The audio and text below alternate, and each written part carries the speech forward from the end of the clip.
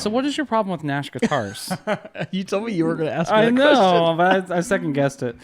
My favorite bass ever, I already Yes. told you this off camera, is Yes. that white Nash that I played on JHS for so long. the bass. Yeah. So I love Nash. You have two now? I do. A bass and a telly. Yep, I sure do. You don't like either one of them? I'm struggling to connect with them. I really am. I don't want to say I don't like them. They're really good guitars, but I don't know. You know, like, I've started saying this thing. Well, I'm not the only one that said it, but it's like sell the good for the great, right? Okay. So I'm like, that's like in the back of my head. So I'm like, I need to find the great ones. So you're being more picky than 100%. Oh yeah. Maybe in the past or whatever. Definitely. Yes. Does that make what's your collection like? What's your guitar collection? I have my first ever proper guitar, which is a 2006 Les Paul, the vintage mahogany, I think they call it, or the faded series. Do you remember those? Remember like the yellow specials and the cherry specials? They were like the satin finish. Double cutaway? Yes. Okay. Mine's a studio, so it's got carved top. Okay. But it weighs like 7.5 pounds, so it's very, very light. The neck is amazing. I P90s? bought it when I was, what's that? P90s? No, it's humbuckers. Okay. Yeah. Interesting. It's got Fralins in it right now. You got it in 06? I got it in 2007, so I bought it from Guitar Center. When you were 11 years old? Yeah, I was 7 years old, I think. So, yeah, no. I got, my grandpa had an investment property, and he sold it, and he gave each grandkid $1,000. Oh, that's cool. And so I got the check and opened, I still have the letter from him too. He's passed away now. Oh, that's so sweet. It's super sweet, but wow. The moment I saw the check, I was like, I'm going to buy a Les Paul. And my parents were like, whoa. Yeah, absolutely let's hang not. on here. Okay. And then 2 weeks later, it was like a Saturday morning. My dad woke me up. He's like, you want to go to Guitar Center today and buy a Les Paul? And I was like, yes. Dude. So I had no idea what I was doing, but I got a really good one. It's an amazing instrument. That's like a lifer for you. It is, yeah. Okay. Yeah. It's also not worth, it's funny, it's worth about what I paid for it 17 years ago. Okay. Just because of inflation. But yeah. What else you got? I have a Black Falcon. Oh, yeah. That I bought from Bradford. Okay. Shout out. I have my black K-Line Truxton, which is just a proper telly. When are we going to see that guitar? I guess next time I come hang out. We've put it up on this show before. Oh, Pictures really? of it. That's yeah, right. but I want Yes. to play the thing. Yes. So, yeah. And then I have the Nash, the 72. Okay. It's a thin line thing with wide ranges. It looks really cool. Okay. Visually, it looks amazing. I've got the Nash bass. I've got, how far are we getting into the weeds here? Your dealer's choice. Okay. You know? I have a Martin, a 0015. It's an all mahogany little thing. I had one of those too. Yeah, it's a great guitar. Yeah. And then I have a classical guitar that I bought in Japan last year when we were there for JHS that we shipped home. It's a really cool guitar. You had to have it. Yeah. You're in Japan and have to have this guitar. It was $50 at a pawn shop. And I didn't buy it. The guy that was showing us around bought it. Because he was like, dude, you just like, I could tell how much you loved it. So I'm going to buy it and I'll keep it. And he's like, actually, I'm going to give it to you if you'll just pay for shipping. And I was like, okay. So it was like $90 to have it shipped overseas. So that's anyways, cool. That's my whole collection. Thank you for indulging me. I had to know. Well, Guitar Friends, episode 53. Caught us mid-conversation. I didn't want to interrupt. Yeah. I didn't want to interrupt that. This is not John 2. This is not John 2. No. My, how far we've come. Is this, so there we go. Are these all rolling? These are all rolling. It's a decent question, We right? hope so. I I mean, think we're focused. Is that one rolling? having ran a still see for an that one. entire podcast, it's a good question to ask. It is a good You question. know about that one, right? Yeah. wait, where what? It was just a still the Are whole you serious? They weren't rolling at all. Yeah, we did that one time. No. Okay, It was- I do remember that. It was the one where he had all the garb on, like the Trump stuff and the flag and all this thing. But Had to get a picture. anyway, Yeah. Let me zoom this camera up. Because I have it like too far. this is classic Guitar Friends production right here. I can't wait to see what camera angle Sooze comes up with. Yeah. For this I amigo. just like People are going, here yeah. There we go. I think that's right. If that camera's out of focus, Yeah. it's because I put it on face recognition. Uh-oh. And I think it's fine. It keeps finding my Aren't face. you a camera guy? You know about things. Yep, somewhat. Well, if it's wrong, we'll blame Addison. Right. At least there's no reverb on your voice. At least there's who knows. We don't know yet. remember that. We won't know till post. We really won't know. Yeah. We won't know till post. It's a secret. Guitar Friends, episode 53. A lot to talk about. John is gone. We don't talk to John anymore. No, there's been a big development there that it's rough. No, John started a new job, and they require his attention at the moment. And good for John. We just had lunch with him. It's not like we don't see him. I know. I want to be dramatic. He couldn't give up the whole afternoon to be over here. Yeah. I didn't know I'd get to see him today. So pleasant surprise. It was. So we've got Addison sitting in. Woo! And ow. half the audience is thinking, wow, what a demotion. How did this guy end up here? You keep saying that, but no one has said it since. Oh, they said it. Yeah. Oh, have said they? it. No, that's in the comments. Yeah. They're like, so this is where we try to shield you from this type of But also thing, from but- Don't read the but comments. also Addison now of Dipped in Tone fame. I guess so. Wow. I guess so, wow, man. Lee, you like Yeah. appeared on the second That's right. greatest is that are they the second for I don't know how. Yeah, I think we agreed. They're the second greatest guitar-related podcast on the internet. Yeah, well, and this is the first one. As the theme song says, the greatest podcast about guitars are on, unless you count all the ones that are actually. We'll roll the intro here. Guitar Friends is on. Maybe you're in your car or mowing your lawn. Just turn it up. The Guitar Friends are on. The greatest podcast about guitars on. As long as you don't count all the ones that have big guests and are very intentional about actually having guitar-related conversations. Ooh, Guitar Friends is on. This is Guitar Friends. With HW, Sooze and Addison. It's most about guitar, but also some other stuff will be discussed too. But it's most about guitar, unless we get distracted and talk about food or Teslas, or how annoying it is that Californians keep moving everywhere and bring their terrible ideas and ruin their state to Nashville. But no swing guitar. See, Proved it. there it goes. Yeah. So So if you don't count the ones that have real guests, so that show would be one of those. I think so. So we're not counting that. Then we're the best, Right? According to this, According to the facts. song, yeah. Yep. Because you had like a little bubble and everything, like your did. little. Yeah, you Did you appeared make there. that? I did You make edited that. your own Yep. face Look at into a that. bubble. You've Okay. edited yourself into did. that podcast. Yeah. They didn't even want you in it. You're like, guess what, guys?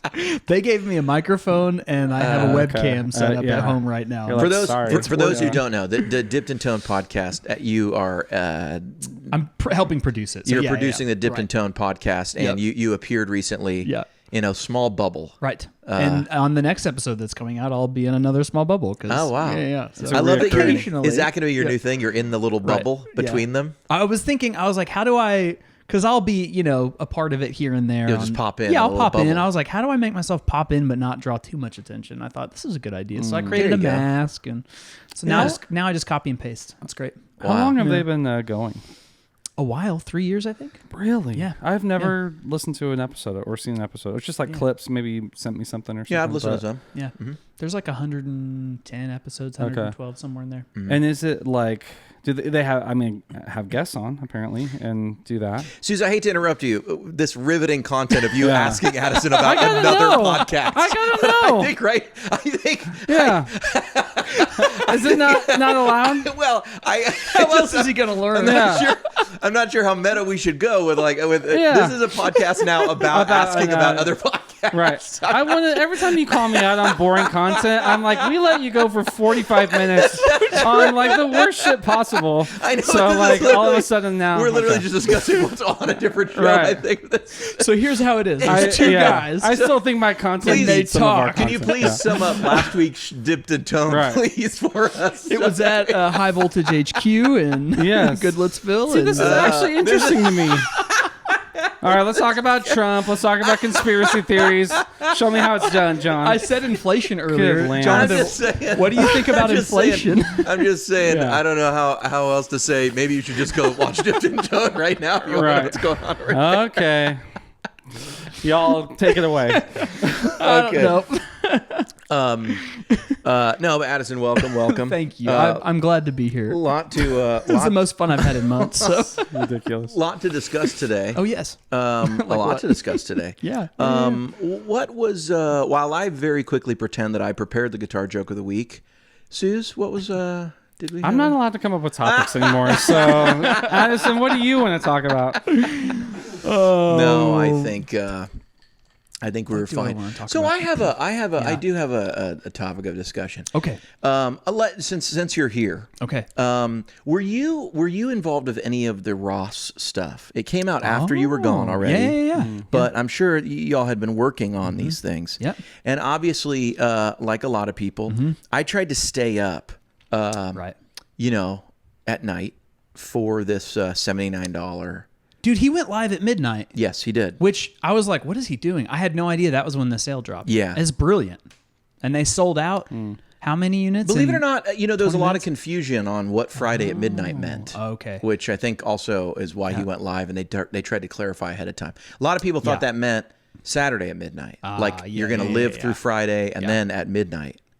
Wait, so that would have been Friday morning, technically. Yes. Oh, okay. They actually made it very clear if you were paying attention. They said Yeah. 10 o'clock, Yeah. Yes. West Coast time. Right. And so Yeah. it's like, that's... On Friday. On- not on a different day. Well, no, they said Thursday, 10 o'clock. Oh, right. And so it's like, how could you Yeah. mistake that? Yes. Well, Like just yes. add 2 hours. And True. they started doing that when I was there because people were getting so upset about the limited drops we were doing. They're like, how am I ever going to get one? I don't ever really know. And so they started posting these graphics of Yes. like, well, here's Every the time time, zone. Yeah. so you know. Right. Yeah. Which is brilliant. So, yeah, 10 Pacific. Right, yeah, it's right, like, right. okay. Yep. So yes, I was there. I got to play all the prototypes. Did you get any? Did you buy any? Were you able to I snag have an anything? old Ross pedal. I have it right here, actually, but it's not a JHS one. Okay.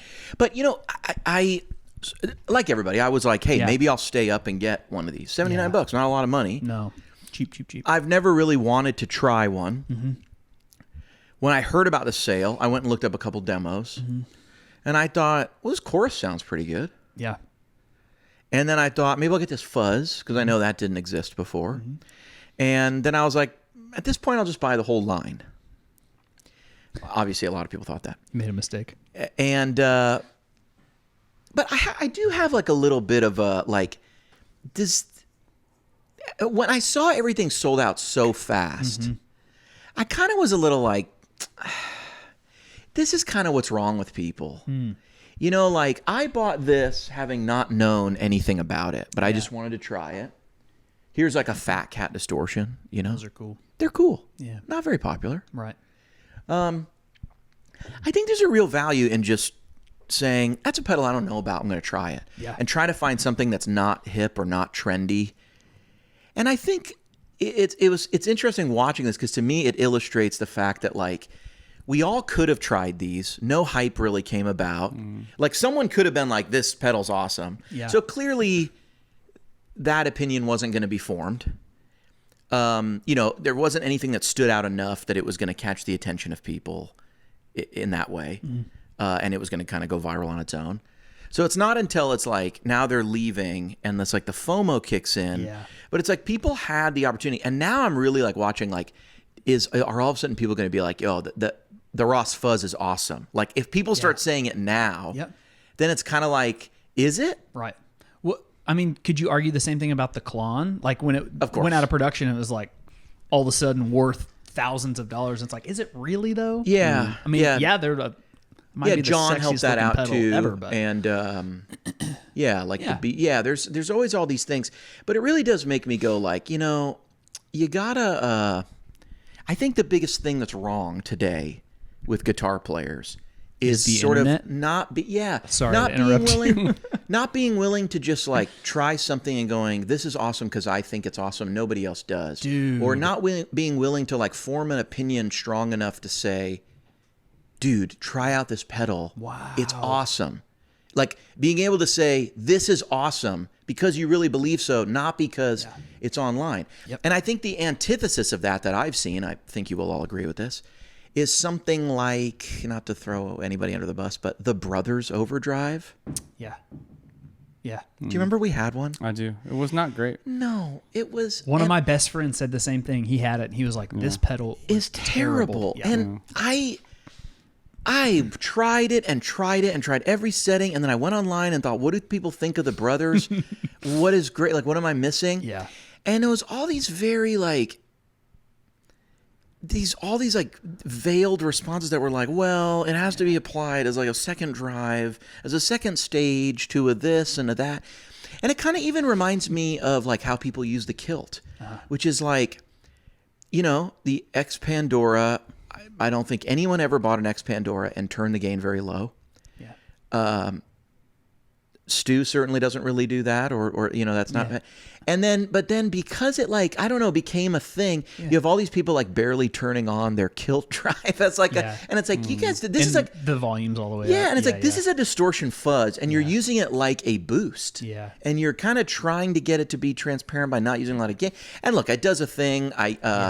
I don't know. If someone discovered that. Maybe it was the Bethel guys discovered you could use it in some way. I really have not gone down the rabbit hole of figuring out.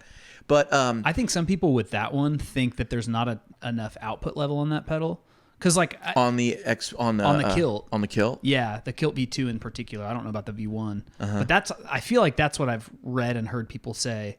Which, by the way, not enough output. Is that because the gain is super low? I don't. There's just not as much headroom as like say you use a Morning Glory. There's like just a ton of output level. It's just like clean, right? You can push the front into your amp. So I feel like that's part of it, and maybe that is dependent on where the gain knob is set. Yeah, do distortion pedals need to push your amp very hard? Right. This then begs the question of like if the point of a box is to be a hard clipping, gating, fuzzy machine, like use it like that. Yes, that's what it is. Right? I will say though, have you tried that pedal low gain? Because it's fantastic, and I'm not even saying like. Oh well, I stand corrected. After all that, it's fantastic. I gotta say, it's also brilliant on bass. Really, it is so good, and the guy, I think it's catching on right now, which speaks to your other point. Who's the David Funk? Bethel guy. He plays brilliant bass player. So he posted that he's got a V1 on his pedal board, and now V2s and V1s have been showing up on all kinds of worship players' on bass pedal boards. But that speaks to what you were saying earlier about being willing to just try something that nobody else is trying. And then it gets popular because these guys on the internet, they're influencers. Exactly. Yeah. And I would argue David probably wasn't even trying to popularize anything. He was just like, he's influential. Absolutely. Yeah. So it's just really interesting. Yeah. No, I don't say he's an influencer in a negative way. Oh, he's an influential person. Yes. So it's influencing people. Yeah. But it's really good low gain. Yeah. I mean, that was funny. I don't know. So watching this whole thing, I was kind of like, this is kind of the issue of like, who was willing to get one of these before and say, this is awesome, let me show you why. Or this is awesome because I have found it to be. Yeah. And I feel like that's, I don't know. There's a little bit of just like, that's missing. Yeah. And it makes everybody worse. Do you know what I mean? Sure.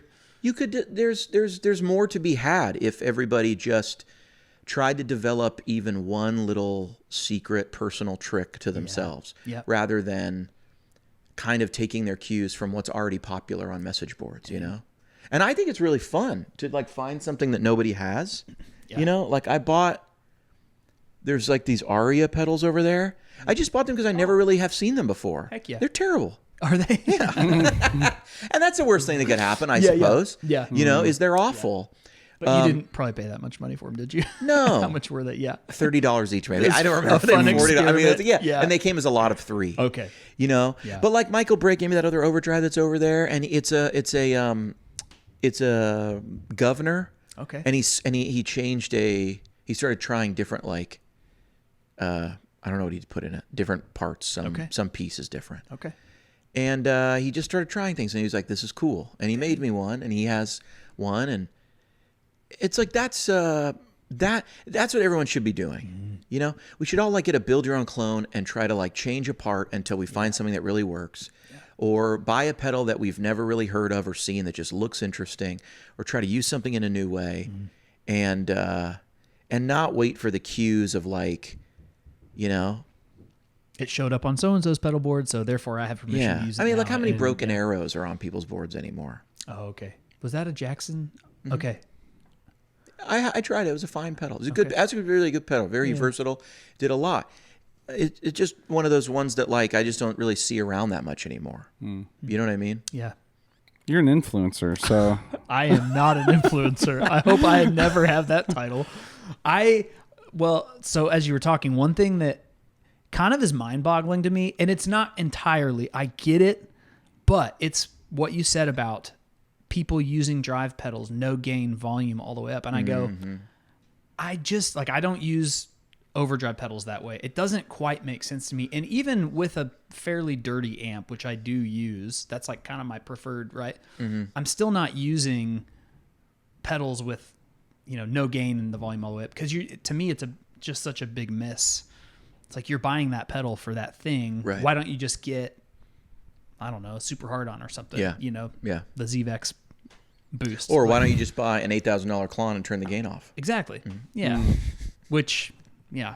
So I don't know. Sooze, what do you think? I don't know. I'm kind of torn on what you're saying, because it's like, I mean, reviews are out there for a reason. Like they tell us the things that have been tried and true. Same thing on Amazon. If something has 3.5 stars on Amazon, I'm not buying it. You know, like people bought it and they returned it. This doesn't work. This sucks. So I'm constantly looking for, like, just in general, like things that are well reviewed, well thought of, and then I'll go buy it. And maybe I can make a sound that's my own off that. But I generally don't try to, like, go find stuff that's old just for the sake of being different, or like to prove a point or something against someone. You know, like, nobody knows this and this is my, you know, pedal. I got the timeline. Big Sky, Timmy, you know what I mean? Like, those are the things I go to.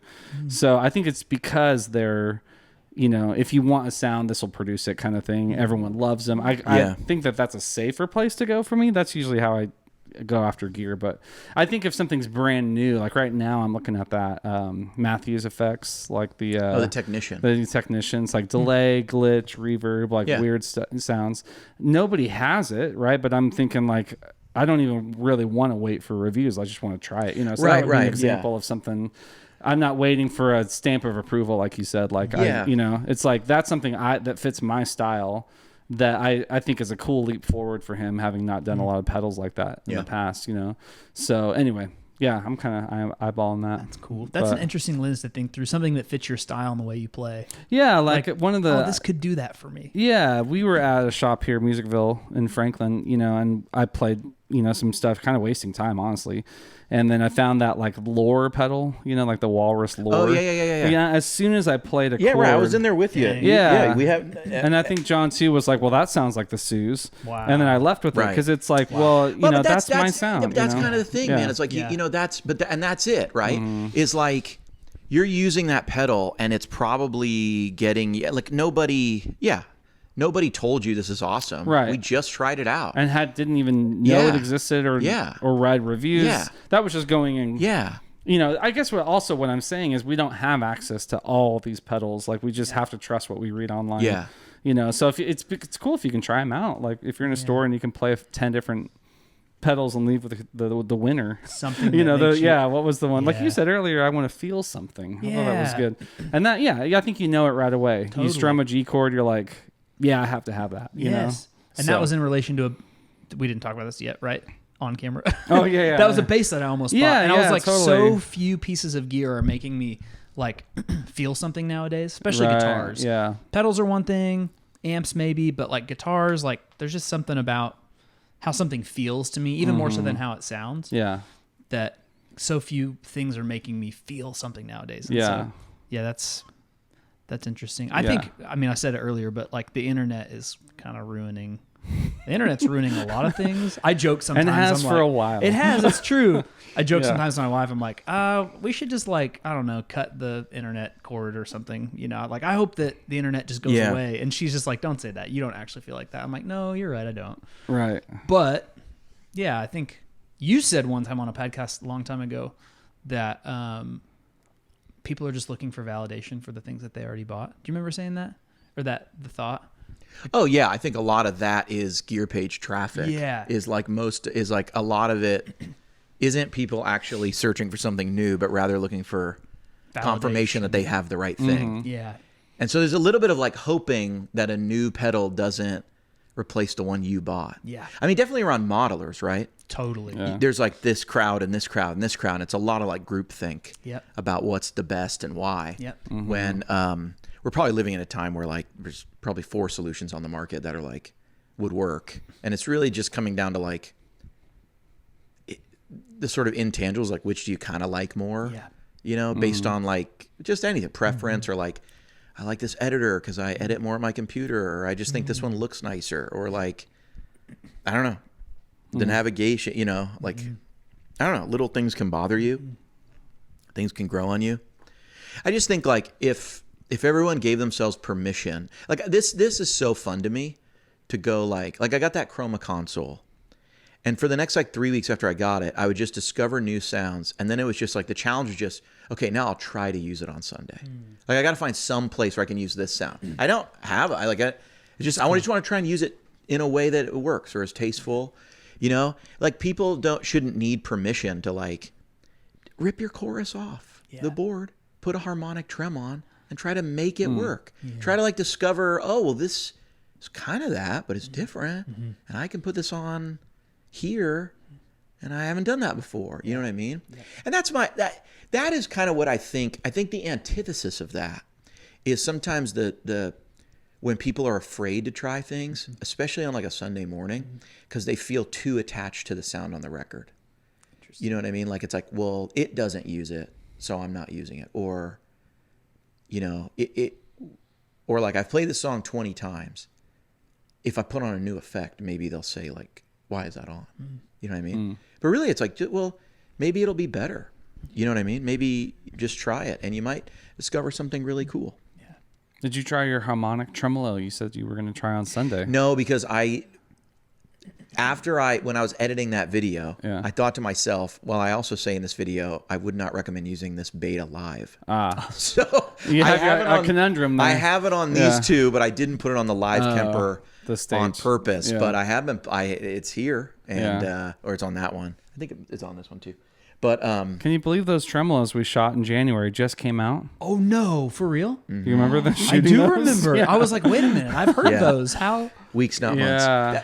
It was nearly a year ago. It was January. We're coming up on NAMM again. That's know, funny. it's you know insane. what song is harmonic tremolo is really great on for you Sunday morning people out there? What is Firm Foundation. Oh yeah, Oh. sure. I use it all the time on that song. I have a Flint, and it's Where do you great use pedal. it? Just like if I'm the only guitar player in particular, and you can like, I haven't played in 4 months since we've moved. I'm really missing. Yeah, That's okay. The instruments changed a lot in that time. Right. Yeah, welcome back. Yeah, welcome. We have a lot to update Yeah. you about. No one's goodness. playing like they were 4 months ago. No. Please.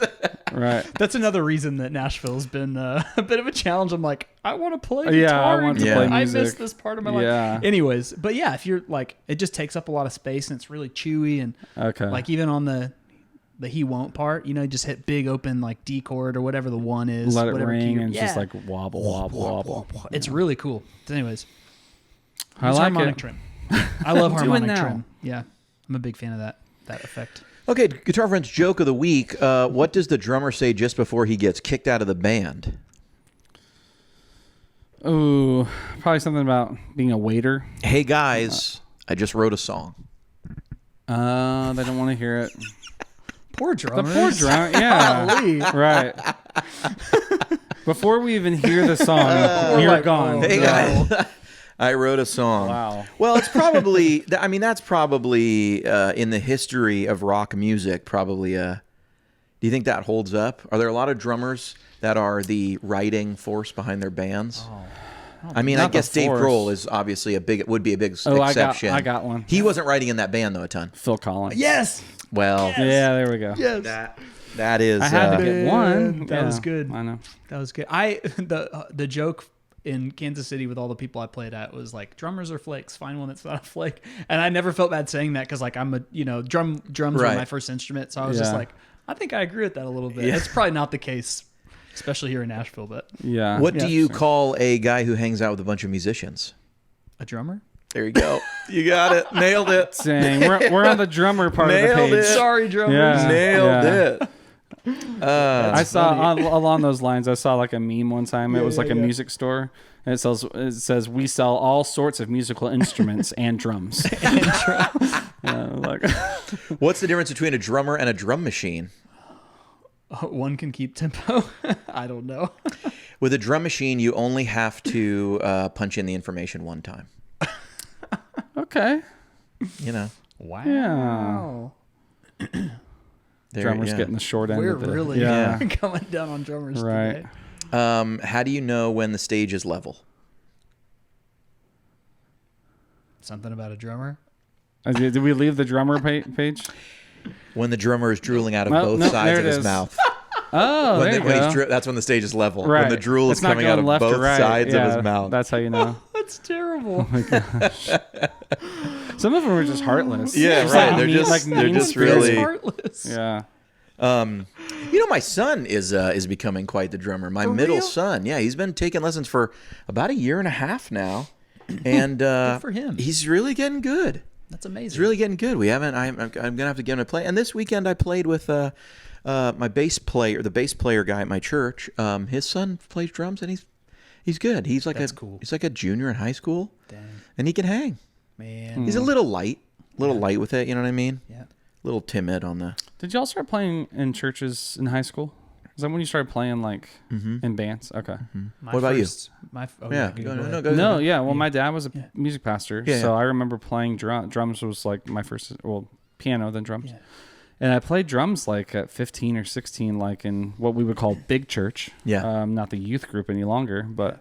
What was the song? Open the Eyes of My Heart? It probably was, man. Probably. Like, I could sing of your love forever. 1997. Yeah. Come, now's the time. Right. Dude, those are such that was the whole songs. set. That was the set. Oh, yeah. It was Vineyard. Yeah. Like Ron Canoli. Yeah, Ron Canoli. Like Maranatha. Yeah. Those songs make me just smile. Oh, just thinking about it, I'm like, wow, they're so special. Yeah. They're so special. They're great, but whenever people do like retro nights where they do like retro stuff, I'm always reminded I think music's better now. Oh, okay. Yeah. Right. Like, Yeah. You know, here's a funny one for you. So I'm working at this new church, in Huntsville, and the worship leader, we were like trading stories of like embarrassing moments on stage, like what's the worst thing you said, like in a song or whatever. Yeah. He's like, well, it wasn't a song. He's like, but we did a retro Sunday morning where we played all these throwback songs, like leading worship or whatever.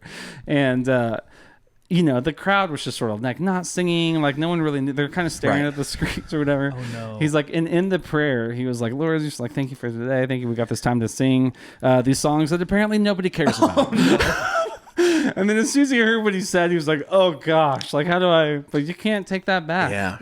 Yeah, I'm singing these songs. So, okay, wait. This is an interesting thing. Yikes. Do you ever... Nothing like a shaming in a prayer. So, yeah. Have you ever been in a situation where you were a little upset at people's response to the music? It hasn't happened to me in a very long time because I'm in a spirit-filled church. So people are more than enthusiastic. So I think someone could walk up there with an auto harp and just wail and just yodel into a microphone, and people would be into it. You know what I mean? Like it's like it would be. They'd think it was like something. Yeah. But I've been at places when people are just a little and especially when you're younger, this would happen to me. We would get a lot of people who weren't churched. And sometimes I'd be playing as a young guy, maybe I was 16, 17, 18, really like starting to play, and this church would attract people who weren't church, like I said, and sometimes I would get looks like you could tell people aren't enjoying it, and I used to take it very personal. Like I had a couple people who I felt like would show up and just like look, and I'm looking back, it's like if people keep coming, they probably aren't thinking. But I used to get really kind of upset, and in my head, not like people that I never met. Because have you ever been in a situation where you were a little like, or at least you guys are lame? You know what I mean? Probably Your reaction is very lame right now. Like you're like, what's no? I've at our last church, I remember our leadership often talking like, hey, we really got to we set the, whatever the language is. We're the thermometer, not the, yes. What is that language? Yeah. We set the tone of the room. We're the thermostat, not the thermometer. That's it. Yes. Yes, I know. One of those things that every church thinks is very clever, but they all say. Right? And it's like, okay, that's churchy. That's in somebody's book, right? And I don't know which one it is, but yeah. I know where you're coming from. We're the thermostat, not the thermometer. I get it. But I don't know that I've ever been like personally offended by anyone's response. I think I probably have been like, okay, come on, Yeah. Never been upset, but no. Yeah, I'm in the same way. I think I'm more subscribed to like I don't know what they're thinking. You know, like you kind of alluded to. If they keep coming back, like I can't really read their minds. You know, some people have that resting B face. That's true. You know what I mean? I might have been reading into it. Yeah, you see what happens is resting people, bitch face. Yeah. You don't. Oh, you didn't. You knew. See, you made me say that. Sarcasm. Yeah. Now we're gonna get the one or two guys who are like, I thought. See, last time, listen, episode 50, we said the F word. A couple. Do you remember that? Oh yeah. Well, who said it first? I think I said it, but it was in such a. I can't even describe how it was. It was not in a serious way, you know. I might even been quoting somebody. Right. And then John said it, and then you said, everyone's saying the F word. I'm going to say the F word. And then we all just laughed. We lost it. Yeah. One of the comments was like, I thought you guys were Christians, I guess. Oh, man. Which, the comments like that, I'm always you like. have to choose one. Yeah, you either say that word or you're listen, Christian. man. Yeah. Hey, listen up. These guys love the Lord. Are you hearing me? Okay. But the word. I don't know, man. I don't know. Anyway, I get what you're saying. Like that you want what you're doing to be meaningful to people and to help them like worship and when it feels like they're on their phones or they're just checked out. It's a little bit of like, why are we doing this moment? Like a little disconnect of like, you know. I'll tell you, even in my current church, there's this, the only thing I wish I could change. It's the only time I feel like I'm playing in a little cover band is my church has gotten it. We've had some talks about it. So, like a lot of churches, modern churches, you don't have a ton of tradition you need to stick to. I mean, like we're not liturgical churches. Mm-hmm. So you get a lot of decision making that is not really, you can just decide what you're going to do. Pause for the people who don't like that. There you go. So having played at churches for a long time, I happen to know that one of the reasons why churches may start with a fast song is because, like my church currently is built in a way where there's a large area to congregate outside. I've been at churches that have this and don't have this. And I've noticed a trend when a church has a large area outside of the room, you have to get the people to come in because especially at the early service doesn't matter, but when you're switching over, when people are leaving and coming, you now have this big crowd of people. They start seeing each other, they start drinking coffee, and there's no buzzer, there's no alarm. Everyone kind of got there about 9 or 10, but you have to somehow tell them like it's starting, right? But we don't have like, we're not Muslim. We don't have like a bell or a call to worship guy who yells, right? Like they have. I don't think they'd do that in there. But anyway, they have that. That's a thing. They have towers. Like, this is going over my head. They have towers. And they have towers to remind them the hour of prayer. And so they literally, a guy goes up who's loud and he yells. Okay. I think now they can use a bullhorn or something. But, okay. Cool. Okay, so you got to tell them. So what do? You kind of start with a loud song. And then in that first song, so people are like, oh, we got to go. I'll see you later. I got to go. Okay, now another good reason to be starting with an upbeat song is that if you've asked everyone to stand at the beginning, it's a lot easier for them to let people into their row, into their aisle. If you start with a slow song, you can get away with it. And like week 3, the head usher is going to go, hey, it's really tough for us to help people find their seat when everyone's sitting because we have to ask people to get up. Okay, so there's like a practical thing of standing in the beginning of like a church, but what I feel has happened now at our church, and I brought this up, is I'm like, no one is in here when we start the service. I mean, literally, we will have 250, 300 people in the building about to sit down, more leaving, and there are 4 people in this room who are not in the band and they have put a clock up and it counts down. I'm like, everyone is having coffee. Everyone is in the giant room we made out there with, all the stuff. And so you're telling me the church is the one that created the problem? Well, I'm saying that we play the whole first 3 quarters of the first song and the room slowly just fills up. And it always feels like a throwaway. Okay. Even me attending, I hear the music and I go, I got at least 2 choruses before I should get in there. Like it's really not, it's starting, but it's not starting yet. Yeah. You know what I mean? Yes. And then, and so playing, I'm watching. And so the whole first song is like always this upbeat focus. And it always just feels like a throwaway. And then I know it's like, oh, well, the good song's really number 2. By the time we get people in here, now it's like they're really, the really good song. You know. So the lesson is save the best for number 2. I guess. Okay. Yeah. Don't put your don't put your best foot best forward. song in the first one. No one's going to hear it. They're out there having coffee. You kind of save it. But because of that, I know as my church does like a 4 or 5 song set in the front. Oh dang! You know, because if you do a third, if you only do 3 songs, and that's how people are kind of doing it, you're going to miss a third of the. You're spent. Yeah. How do you guys feel about ushers telling you where to sit in church? I Okay. got opinions. I don't want to monopolize Really? conversation. I don't want to monopolize conversation, which apparently is my entire brand, according to the comments. So go ahead. So, Suze, you tell us Or first. the beginning of this episode. I just want to hark back. That's the last thing I'll say about it. All right. It might not be. It may not be, guys. He edits them. I didn't want him Yeah. to be telling us the entirety Right. of another podcast. They'll let us know in the comments where they stand on that. But So yes, dipped in tone. yes. Back to our I conversation. can't, at the I can't ask you beginning was questions about your life. I can't ask you questions.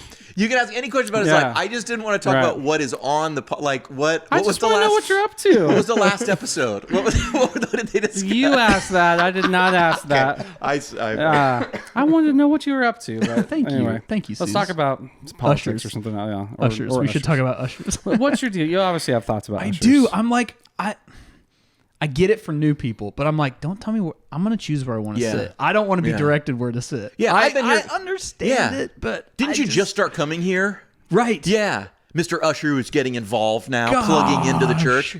I've been here 7 years. What's your Telling name? people what- yeah, exactly. What even is your Right. name? I just saw you get baptized last month. Hi, have we met? I play guitar sometimes. You might recognize me from stage. Right. I saw you in the connection class asking, what is the Holy Spirit? All right? Don't tell me where to sit. You're getting personal now. Dang, Yeah. bro. That was Okay, not I got- made up. I just don't want to be Yeah. told. That was not Okay. hypothetical. that That happened to wasn't- him. No, Whoa. I'm joking. Yeah. I'm Hey, kidding. We're striking I a want to chord say here. this. Yes. I don't think I've ever been shown where to sit at a church. For real? I don't think that's ever Oh, I've been happened. shown where to sit a lot, and I'm just like, I'm good, thank you. Now, granted, Yeah. before the last year, like Yeah. I didn't really get that experience because I was playing a lot and whatever. Sure. But the last year, we've been just attending church, Yeah. and apparently, I'm not going to churches that do that. Do you ever I mean, show up late? Sorry, do you ever show up late? Sometimes late, sometimes early, sometimes whatever. I mean, I went to y'all's church and nobody was like, "Here, you need to walk." I just walk in and like we look around until we find a. Yeah. Yeah. It's weird people do that a lot to you. Apparently, I just feel like I'm an adult. I drove here. I can What pick do my they? seat. So you walk. I'm just curious. So you walk Yeah. in and do they say you have to sit? They point. they're or like, something? they're like, and they're like, he's like shouting over to his other ushers. They have He's like, hand signals. Some churches will have hand signals, sending to, or they do. I used to be at a place that had a walkie-talkie, sending to. No. So they come in. in the middle of service, like it's the Yeah. As first soon 5 as that minutes or music whatever. starts, as Okay. soon as that music starts, then the welcomers at the front would say, "Hello, have this," and then there'd be a guy behind them who goes sending to, and then they'd go 3, and then if you were going upstairs because it was a split, right, the Yeah. front, they'd go 3 up. And so then it told the usher upstairs what to expect. So then they knew. Wow. And then that usher would either send you left or right to another person who was on the left wing or right wing who had identified, I got 2, I got 3. And then they would be sending back, I can take 3, I can take 2, like a whole You're- thing. Not your church now. This is back in San Francisco. Okay. yeah. Yeah. The church that we go to now that we attend, there's people that greet you when you walk in the door, but as soon as you walk into the auditorium, you're on your own. It's free I mean, game. You're just sit wherever you unsupervised. want. Yeah. Yeah. Yeah. So, which I guess is way better than I think being though, my church doesn't tell you where to sit, but there are ushers. If you stand at the back long enough, looking confused, someone will They'll go. help you. Totally. Would Yeah. you like Yeah. to help? That You makes know, sense. would you like help finding sleep? That church in San Francisco. I love that church, by the way. No shade. If you got, it was like a theater style. It was like the building looked like an old theater. Yeah. And the rows were these short theater seats with no legroom, and they were bolted into the ground. It wasn't like normal church chairs that we all set up and stuff, you know. And so if you got up, you had to go through a lot of people, and it was pretty disruptive. You know what I mean? Everyone behind you is looking right. And okay, when you'd go to the bathroom, when you got out of the bathroom, the usher would hand you a card. And the card said on it, this was the craziest thing I ever saw. The card said on it, in order to not disrupt other people, we ask that you finish the remainder of the service in this seat. And there were like 4 seats on the wall in couldn't the even go back, back to next your to the family or bathroom. whatever. Right. That was the shame. And then once the service ended, like once the pastor ended, in like the transition between that and like the communion or offering, whenever the next like transition was, they'd say like, go back to your seat, and that was sort of the thing. A lot of people were always turned off by that. Hearing it, I'm turned off. Yeah, and that was the church that was like, amazing. no, that was one's 2 up. I got 2 in. Blah, blah, blah. Now, in that church's defense, I will say this: we had that one point we're doing 4 services because 2 were packed, the other 2 were at 60 to 80% capacity. One was on a Saturday night. They were begging people, please come Saturday night, please don't come Sunday. Then we were doing 3 on Sunday. That's a full weekend. And they were renting parking from a public garage down the way and shuttling people from the public garage. They had a small lot, and they were renting a lot from a business like a block away. So too many people for the building. You're trying to shove people out. They had exactly 30 minutes between service gets out and service in. So they need to get all these people out, and they need to get all these people in. Logistically, I do understand why they were treating people like dominoes. You know what I mean? Yes. And but it was a turnoff. It was a turnoff. Yeah. It was a turnoff. Yeah. That's how I feel too. That church, yeah. Having not ever been there. Yeah. That church too, I'll tell you, also had some of the best security I ever saw. Oh, dang. Because we were in a rough part of San Francisco, and multiple times, homeless people, not because they were homeless they did this, but probably because they had some mental illness, would try to come in and play the piano, would try to get up on the stage. I several times saw people forcibly removed from the building. That was the first time in my life too I met people with like not schizophrenia, but what's it called when you think people are following you? Paranoia. Yeah. And one time someone was convinced that the people on the microphones, on the walkie-talkies, were after them. Okay, that checks out. That's And then like we were like, and then that was like, typical- well, we actually do have people on walkie-talkies here, and they do. And dude, this was like Secret Service walkie-talkies. They had the earpiece, Yeah. and they would. And they might be out to get you. We don't actually know that. Yeah. Or they just wanted to help you sit down. Yeah. Like we don't know. But only in these 4 seats. But only in these 4 seats. That's what we got left. Yeah. This is what we got left. Oh gosh. Yeah. Yeah. But that church had, I will say in that defense because I'm making it sound bad, most churches don't have to send people away on a Sunday morning, but that church was having to do that sometimes. They were at the fire marshal's capacity of the building. Yep. I guess that's a good problem. I guess. Who wants to do 5 services, though? You got to clamp that down, You can't go from 4 to 5. They opened another campus. We go. never went to There you 5. go. We couldn't do it. Yeah, spread them out. Yeah, they weren't paying. They weren't paying me. Dang. 5 services, 2 or 3 is a lot. That becomes a job. Rehearsal. Yeah, that's like, yeah. There's a church I was at back in Kansas City, and some weeks I was putting in like 20 hours between rehearsal and like 3 services on a Sunday, and not getting paid for it. And it was like, that's a ton. I love doing it, but there was a point where I was like, dude, 2 or 3 a month, and I was like, I got 1 a month in me just because of the season of life or whatever. Yeah, it's like a breakfast burrito is not enough. No, no. Like back then, we Keurig coffee. No, I used to show up. I didn't have kids in this period of life. All of us were young, like because if you had kids, you couldn't really do it much, like you're saying. Yeah. We would show up to the church at 3 p.m. for practice. We would practice for like 2 hours, then we'd break. You could like go have dinner for like a break, then we'd come back and like do a little pre-meeting. Then we'd just run through again. Okay. And then we'd start service at 7. So, and then service would go to 8:15, and then we'd have a post-service meeting, which was kind of optional, but if you were like a worship leader, you had to go. But then once I started singing some songs, it was like, do you want to come to the meeting? And it was like, we have some notes for you or something, which could be about like, because sometimes they'd have you like intro a song or they'd have you say something. And so then you're there, until 8:45, 9, 3 to 9. It's a long day. On a Saturday? On a Saturday. Whoa. And then you had to be there at 7 o'clock the next morning. Yikes. Because then we did a run through in 3 services, and those last services you weren't done till 1:30. By that point, you just want to get lunch. Yeah. You go have the best burritos in the world in the Mission District, and then by that point you're asleep because you got this.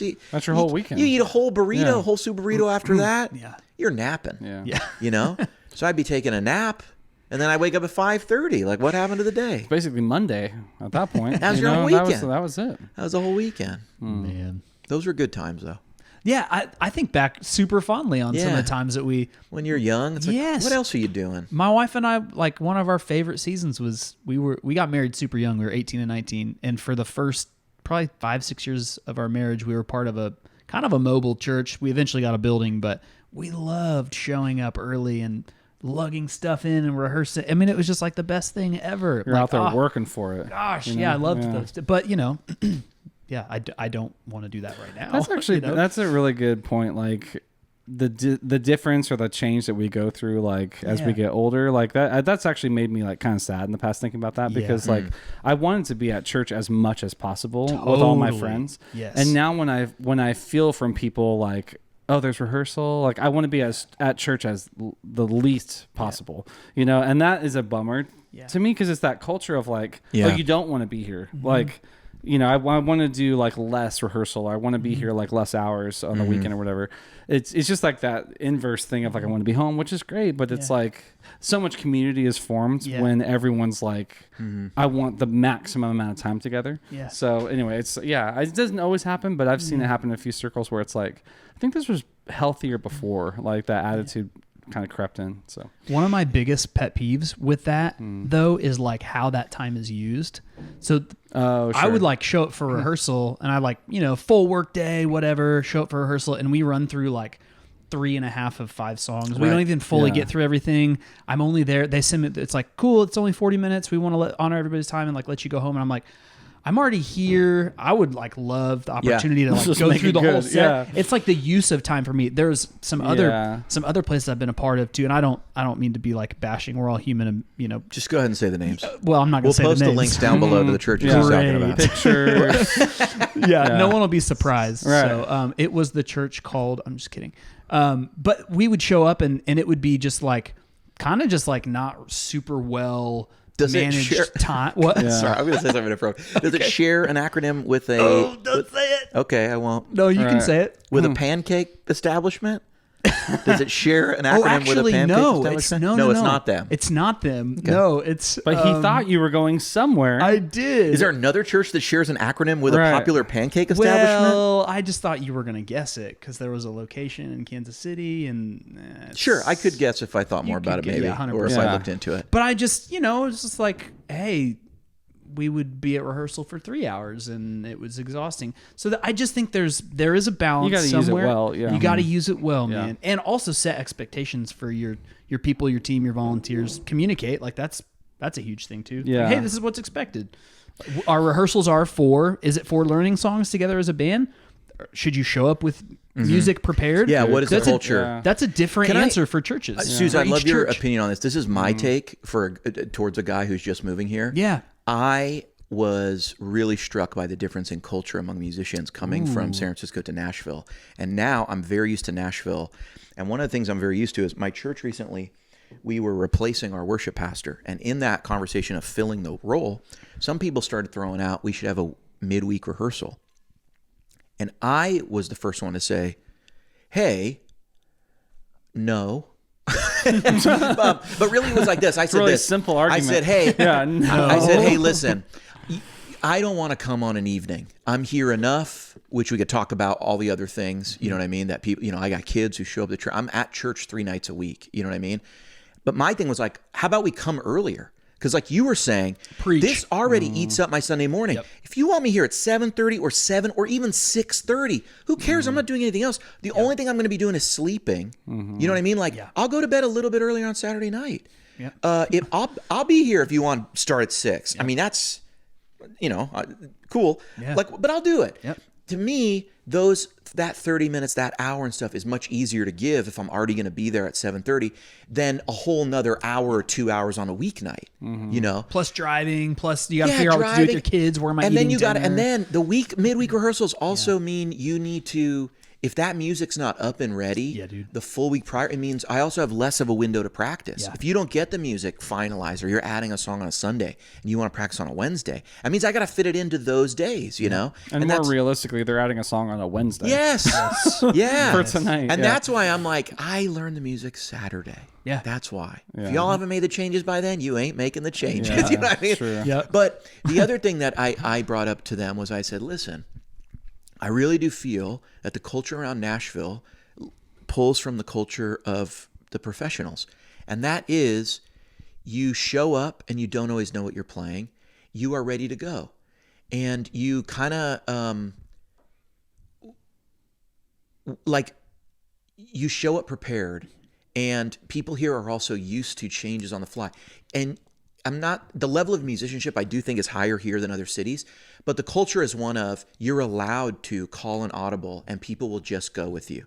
If you are a person who's like, I can't do it, you can't change a key, you can't change, I feel like that doesn't really hang as much. Yeah. It's almost the expectation is for you to get better to be able to make those changes. Yeah. Then in other places I've played, it's like, well, then we can't make those changes. It's, and so here, I just feel like I was telling them, like, people don't do midweek. People play at other places, and I don't think it's that common to do midweek unless you're paying, and we're volunteers. And so I think people are just used to send me the stuff. I'll prepare it remote. If you say you want it like the record, I don't know what that is. And if you want to change an ending, if you want to double a chorus, if you want to change the arrangement, just tell me. Like, whatever, we'll do it right now. Yeah. And I feel like that here is easy to do and is what's expected because there's just a lot of musicians. Do you find that to be true? What part? Just that in Nashville, it's like, I feel like the level is a little higher. People will just show up kind of prepared, and you're used to playing with people you might not be that familiar with. Yeah. And you can just call changes on the fly. I think so. Yeah. I mean, we had midweek rehearsal at our church in California. It sounds like you did too. We had, because we had the Saturday. Yeah. It was like Saturday afternoon, but if not, we would have. Yeah. You know, and since moving here, I mean, there's not a lot of churches I know of. What's interesting now, so we had it in California, then we didn't have it here for like 8 years when I was at fellowship. And then now I'm working with that new church in Huntsville, and they have midweek rehearsal, right? So I've got like this sandwich of like midweek rehearsal experience.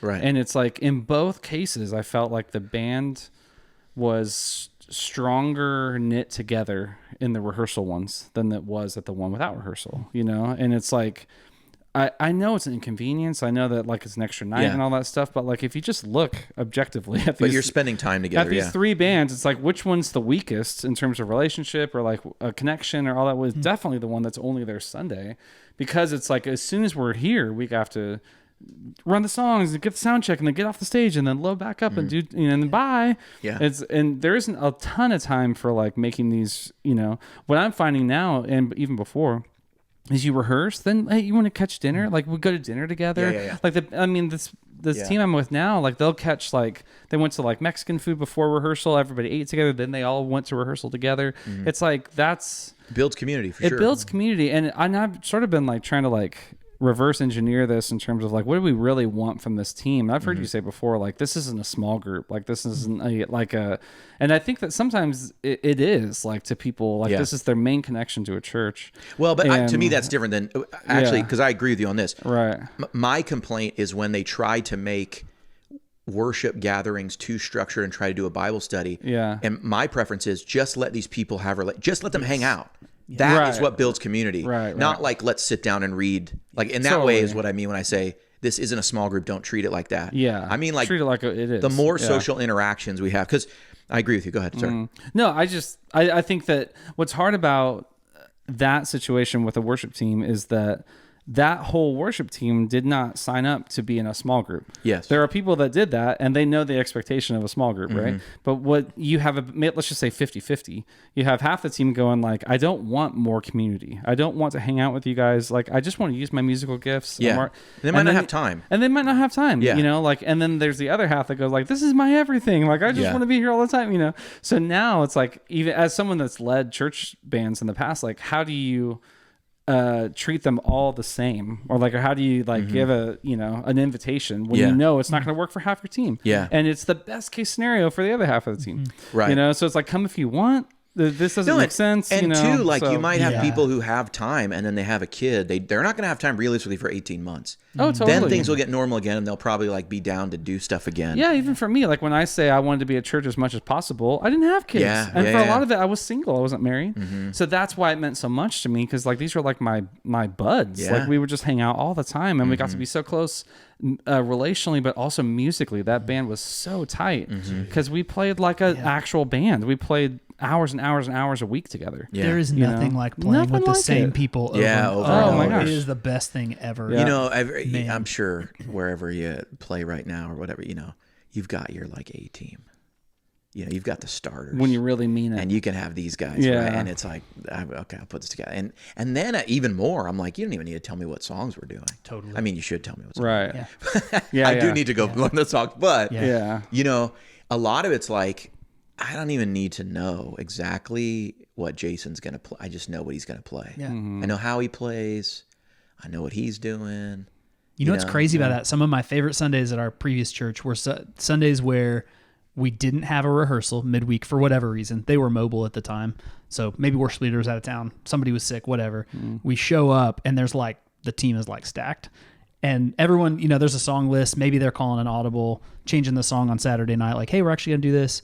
But we show up and it's just like, it's like fire that week because everyone's really good. Yeah. Honestly, some of my favorites too were like, I was the guitar player. There's a bass player, a keys player, and a drummer. And so there's so much sonic space too. Yeah, that's the best. Oh, that's my favorite. That's how I play. That's all time now. I love being the only guitar player. Me too, I'm like, man. That honestly, like, maybe is my It's my the own best. immaturity too It's as a no, player. man. It's the best. But I can think do now. whatever I want. nice. And if you have a great keys player too.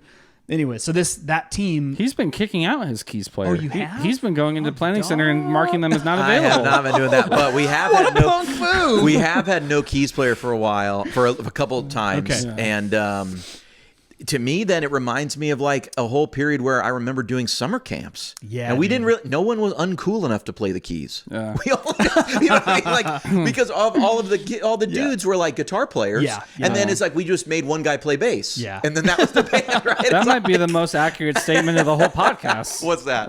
No one's uncool enough to play the keys. We all want to be cool. No one's 100%. uncool enough to Someone play has the to keys. choose the key. Sorry, come on. But Wow. now I would argue, at least in the context I've played, I'm like, I don't like playing without a keys player because I feel like they cover so much space. It does free you up It to do a does, certain man. thing rather Sure. than. Yeah.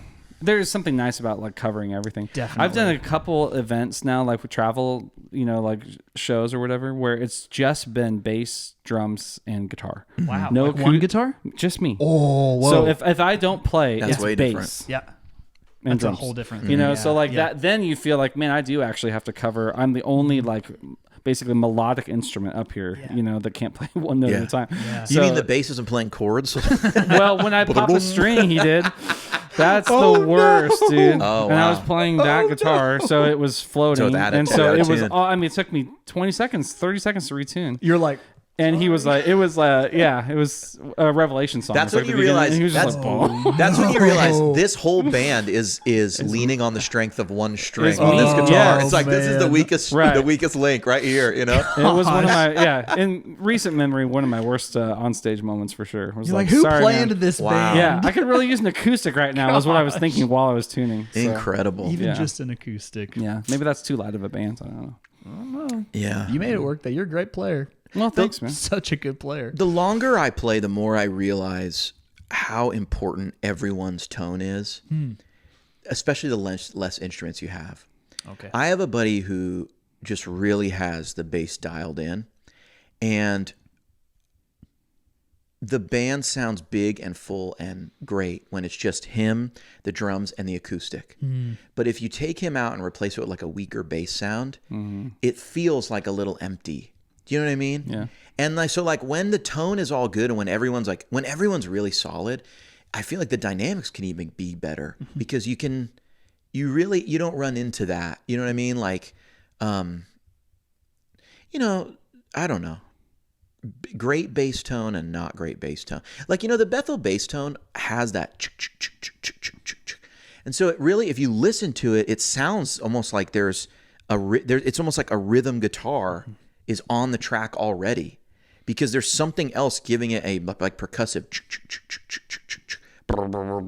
And then you put the overdrive. That's the sound too. I play with a pick a lot of times. I feel like I Sometimes they do, I yeah, can hear yeah. that pick attack. Yeah. You when you have like that, you get like just having the bass and acoustic and that is so much more like I guess rhythmic, and so you can get away with the guitars either going up high or cleaner. skipping a part, or like whatever, or just waiting to come in, whatever. Like it's not you're not really waiting on you're not really I don't know. You don't need more than that.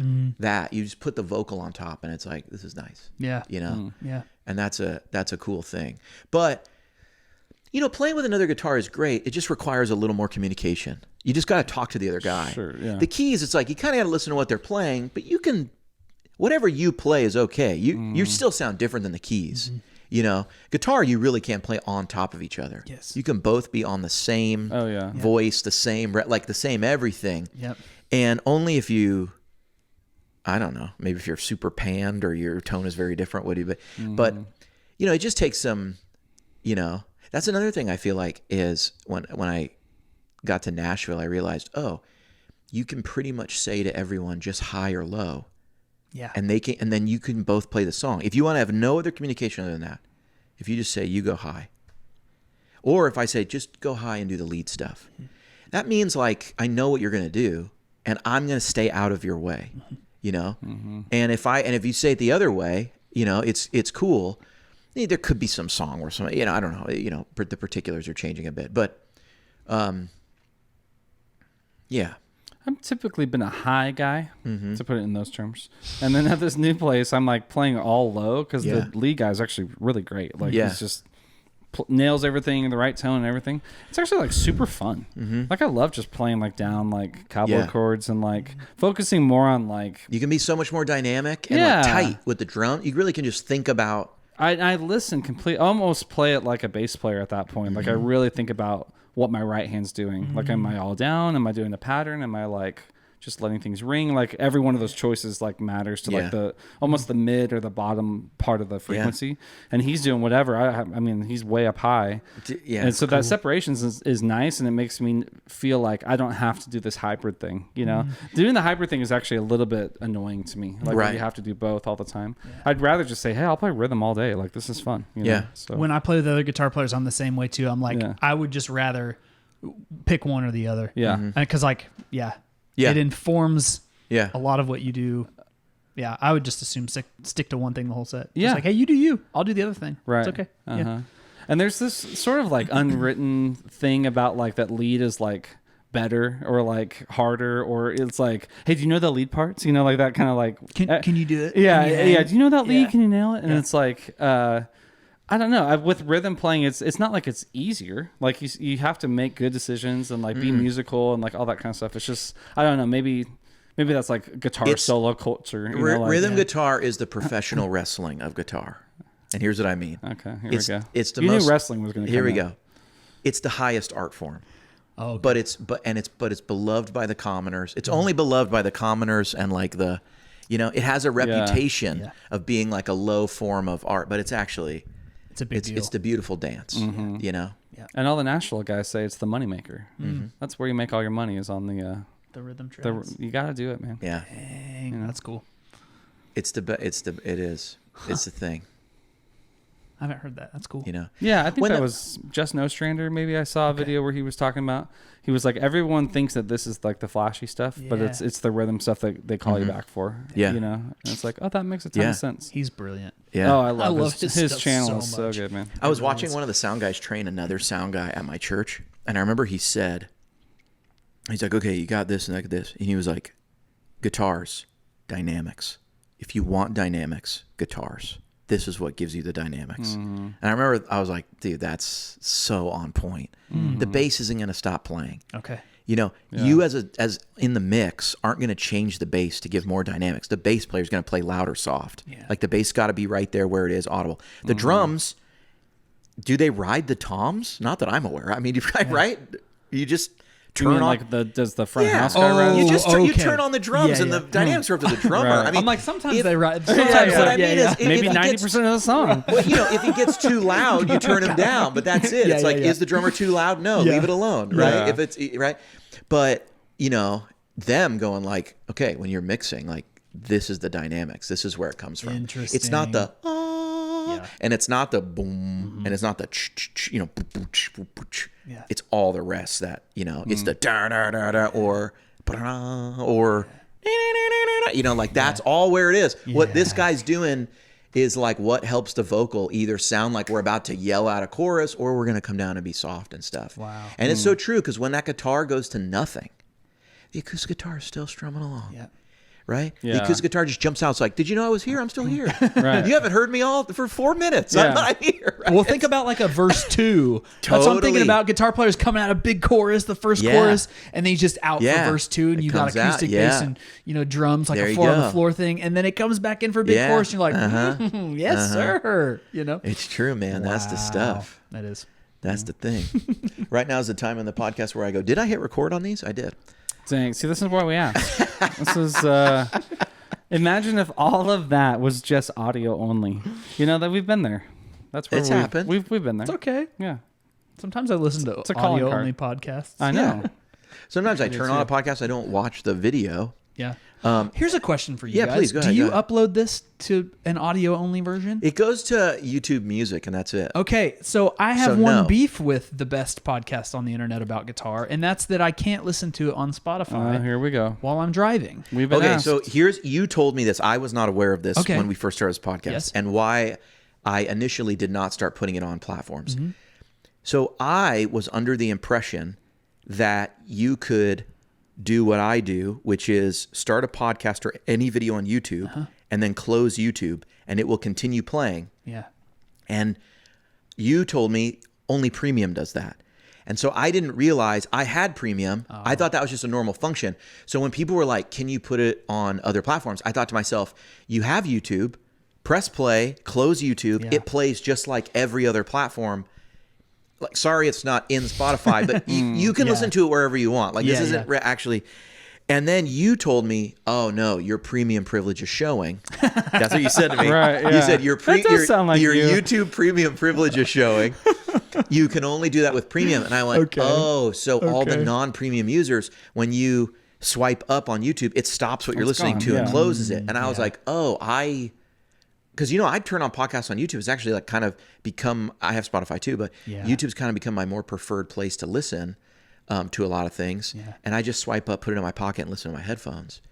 Another counter argument. But to not this. everyone's doing it. Yeah. Yeah. In the car, this is obviously way harder. Mm-hmm. Because most people use like Spotify, like in the car, Yeah. or like Apple CarPlay and stuff like Yeah. that. So you just go to the app and hit play. YouTube is not real friendly for cars because they don't want you watching. Well, things. see, and that's what I thought. Yeah. I thought you could do the same thing. I thought you could just Yeah. close it and it would play the same. And Right. and now I'm realizing that's not true. Is that true of... See, I don't use the YouTube app. I'm weird. I use my YouTube in my browser on my What phone. the? What in the world? I know. I'm about to say the F word again. Yeah.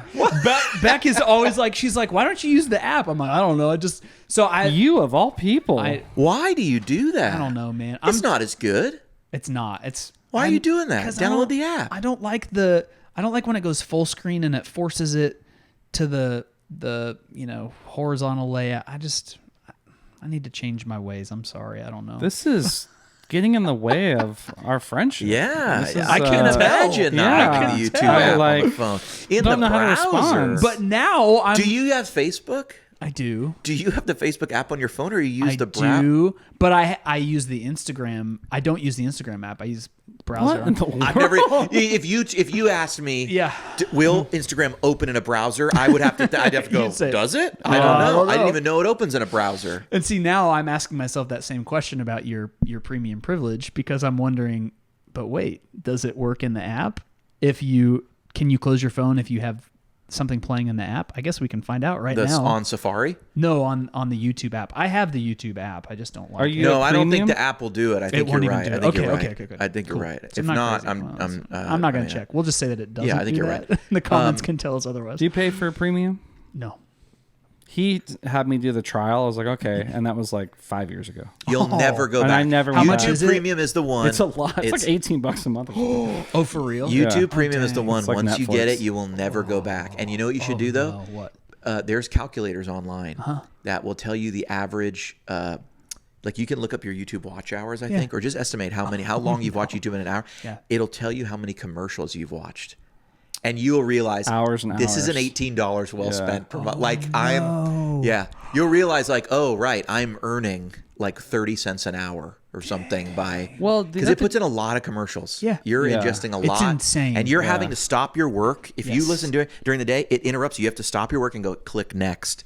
like skip ad and stuff. That drives me crazy because it won't auto skip anymore. It'll just throw up another ad for you. And I'm like, come on, man. I forgot YouTube had ads. I've had it for so long. I was on someone else's like computer. I went to YouTube to like look up something, and an ad played. I was like, "What is going on?" happening? It's $18 a month though. It upped it recently. It when I first got it, I think it was $10.99, maybe $11.99, but it's gone up. Yeah, I'm about to find out. Here's a tip, by the way, which I didn't realize. If you pay for YouTube Premium on YouTube, the app, it's more expensive than if you pay for it through the Apple subscription. Okay. Yeah. Apple reached out to me and said, hey, we just noticed that you've been paying through whatever. Like if you pay through, maybe it's reverse. Yeah, I think it's reverse. If you pay for it through your app, it's like $20 a month.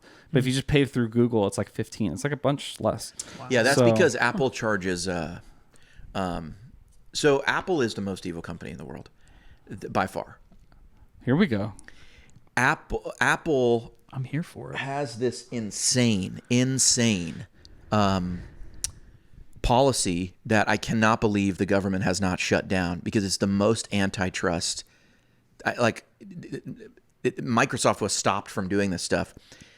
The whole antitrust thing of Microsoft way back in the day was that they controlled Windows and they were going to charge, and they could stop from having a free open internet, and they were doing all anti-competitive stuff, putting software on.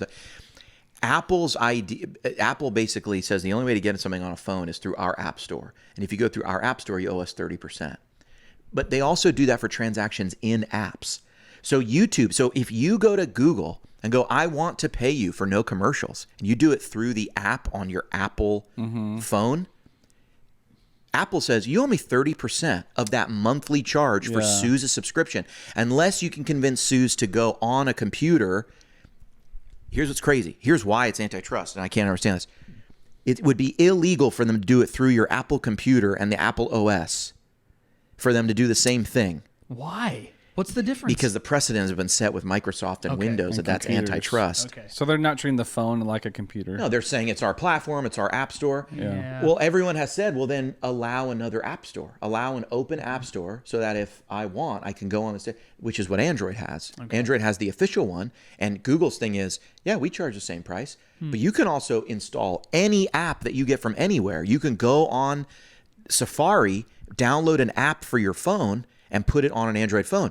You cannot go on an Apple iPhone to an independent website, download an app, and have it run on your site. It will not work. It's gotta go through their app has to go through the App Store, Wow. which is what Fortnite, why they took Fortnite away from the iPad, because they said they basically started not paying Apple the 30%, which is a ton of money for a game like that. Which is also, I just want to say, I brought this up on the podcast before. This is why people who say the whole Spotify doesn't pay as much and Apple pays more, that's all bullshit. Yeah. It's all bullshit. Apple actually collects way more money from the musicians because Apple charges Spotify 30%. So when Spotify doesn't pay as much, it's for two reasons. One, Spotify has to pay Apple if you have your subscription through Apple, which is a huge amount of people. So Apple's also taking that revenue. Hold on, just so I'm following. So you're subscribing to Spotify, but through the Apple App Store, and that is 30% to Apple. Mm-hmm. Do you go through the App Store? That's why when I set up ads, if I do it through my phone, Facebook or Instagram ads, they say, hey, stop. If you do this here, you have to buy credits, and those credits will be debited from you because we have to pay 30%. So we have to change all our pricing to pay Apple to cover that. And they tell you, go do your ads on a desktop, even on Instagram. Insane. It's insane. Wow. Me as someone who buys advertising, I'm just like, I'm not normally for the government stepping in, but it's so annoying on Instagram. I cannot boost a post on my phone. Wow. I have to, without paying more money. Yep. I have to go on here. I don't even... So what I do is I just go on Facebook. I don't do it natively through Instagram, which is why I don't even know that Instagram's up. But the whole thing about Apple is collecting, whatever it collects from Spotify is essentially a tax on plays on Spotify that Apple also collects. And when you look at how much Apple collects from Apple Music, they don't include the 30% that's taken from Spotify, which is from the same revenue stream. It's from music being played. Then Spotify has a free tier. Apple Music does not. You have to sign up for Apple Music to listen. Yep. The free tier obviously pays less, but Apple doesn't offer any free listening. So Apple's only... So the average is higher because... Yeah, their average is higher because... And also, if you look at the average income of people who own iPhones compared to Androids, it turns out the people listening for free are the people who are broke and they're buying cheaper phones because they're not going to buy an $1,800 phone. And the people who are buying an $1,800 phone are fine paying for Apple Music, especially when Apple throws it in for free and then tries to get the reoccurring thing because they give you 3 months or whatever. And so there is no option to free listen. Spotify has all sorts of has a free listen option supported by ads. Those ads don't make as much money. They don't pay the artist as much. I digress. I always just think it's a the crazy more you criticism. know. And then, listen, I guarantee there's going to be a bunch of people in the comments saying, how dare you stick up for Spotify? Spotify rips off artists. They're all ripping off artists. Sure. I'm just pointing out that Apple pretending to be better than someone else is like just BS. And they're charging everybody. And Fortnite, no one thought Fortnite was going to do that because they really pulled they were like, we're not going to pay you. And and Apple said, well, we're going to pull you from the App Store, and it pulled them from the App Store, and then you can't play Fortnite on the iPad anymore. Is it available for iPhone? No, that was only iPad game. All the kids playing Fortnite, but Fortnite decided we would rather take this hit now than continue to grow on your platform and then have to take the hit later. We would rather people just know if you want Fortnite, you got to go on a Google device, or you got to go on your computer or on Xbox or on all these things. Xbox doesn't take 30% of the. Nobody else is able to get away with this. It's crazy they're able to get away with this. It really is. Wasn't it the UK or Europe or the Union, whatever, that made iPhone change to USB-C? Yes. Because they were, and I'm like, finally, someone's standing up to the bull crap. Yeah. And then they changed. Do you know about the? Yeah, that's why the iPhone instead of Thunderbolt. I knew that's why they changed. I don't know why. Yeah, it's because who was it? European Union. Yeah, I don't really know why they did that. Somebody was like, "You're not going to be in our country." I think yeah. No, you're right. Yeah. They made them change. They said you have so long to change. I don't really know why they did that. I don't know what the argument is other than... all I know is every time I get a new phone, I have to buy all new accessories. Every single time. Yeah. Nothing works. Nothing charges. Yeah. And my wife and I now have 2 different plugs, which is super annoying. I get in her car. I can't use the... That's one of the reasons I just got a new phone like 10 days ago because I was sick of that. Yeah. So now we have 2 chargers plugged in everything. Like, hey, babe, throw me that charger. Yes. No, that's your charger. Right. I need my... Yes. Not good. Yes. Yeah. Okay, I challenge you. Try the YouTube Premium. It's like a 3-month trial. Ooh. Okay. And report back. I want to see if you... Okay, I looked it up. It's $14 a month.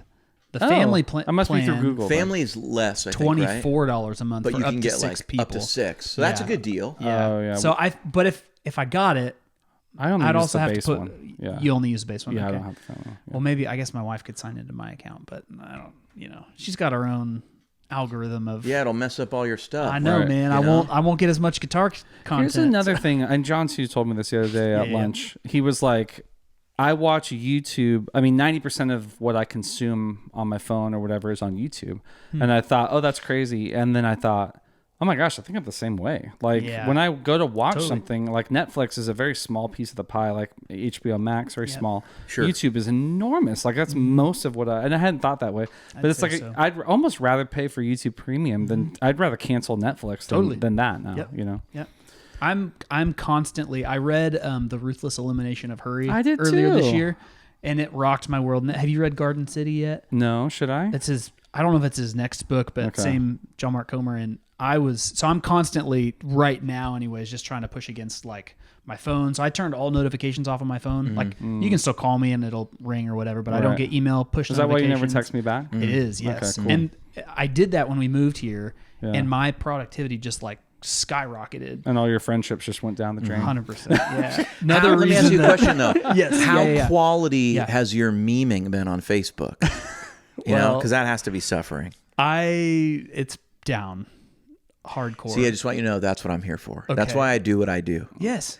It's a public service. Somebody has to do it. Somebody has to be putting up the dank Trump memes so that people like you can maintain high productivity. He's over here unplugging from the world. Trying, man. Yeah. Oh, I'm over here with 7. I'm over here with 7-8 posts a day. I know. Witty comments, all sorts of stuff. Listen, whenever I get on Facebook, the only reason I use it is for Marketplace, and you're always at the top, and it is the most entertaining thing. But I'm quickly off of it because I'm just like, open the app, Marketplace. That's the only reason I use it. But I'm just frustrated by the internet and my relationship to the phone, but all of my I just edit content constantly for people right now. So like it's this real kind of like, I don't know, tension in my life where I'm like, okay, but I gotta like kind of be privy to what's going on. And you should be a lumberjack. They don't need their phones very much. I mean, I wish. You But pick do you think, bad. Good. Like, do you think I could? I don't know. Yeah. Can't really. well, give it 6 months and you'll get there. It's true. Yeah.